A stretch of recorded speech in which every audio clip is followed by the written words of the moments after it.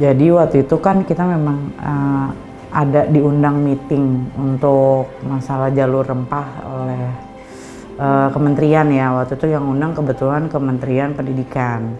Nah di situ kita bikin acara yang namanya jalur rempah, yang dimana memang fungsinya untuk memajukan lagi komoditi agriculture yang ada di Indonesia untuk bisa menjadi salah satu produk unggulan untuk ekspor yang origin dari Indonesia.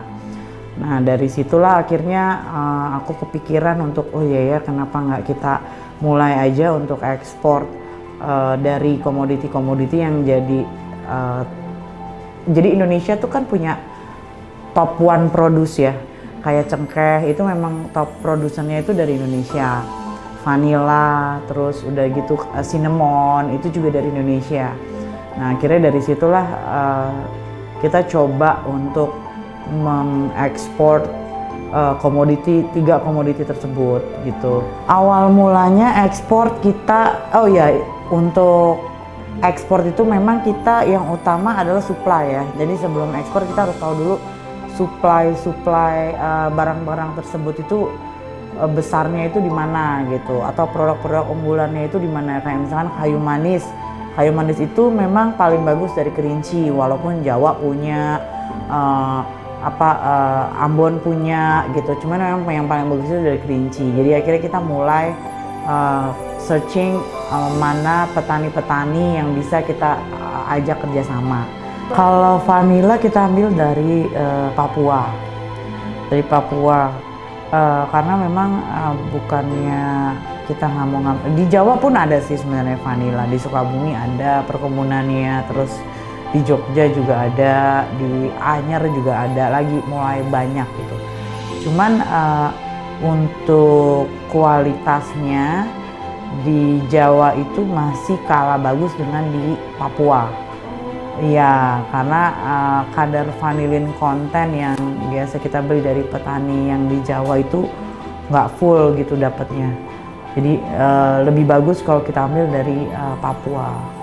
Cengkeh kita ambil dari Maluku, Ambon. Kesulitannya adalah ketika kalau masalah di petani itu masalah pembayaran nggak terlalu jadi masalah, karena biasanya kalau kita sama petani itu kita langsung timbang bayar di tempatnya mereka. Jadi kita ambil barangnya, kita bayar cash-cashan sama mereka.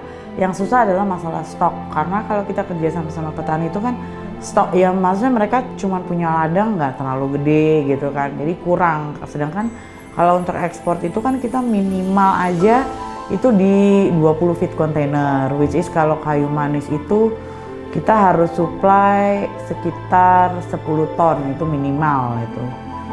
Jadi ya kalau sama satu petani itu udah pasti kurang gitu loh, harus banyak banget memang mainnya.